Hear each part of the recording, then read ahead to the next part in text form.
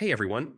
In this video, I'll show you how to fix Wi-Fi not working on a laptop in 2026. So if your laptop isn't connecting to Wi-Fi or keeps dropping the signal, these simple steps will get you back online quickly. First, restart both your laptop and router. Yeah, turn off your router for about 30 seconds, then turn it back on. After that, restart your laptop to refresh the connection. Next, make sure Wi-Fi is turned on. On Windows, click the network icon in the taskbar and ensure Wi-Fi is enabled. On Mac, click the Wi-Fi symbol and make sure it's active. If the problem persists, forget the Wi-Fi network and reconnect.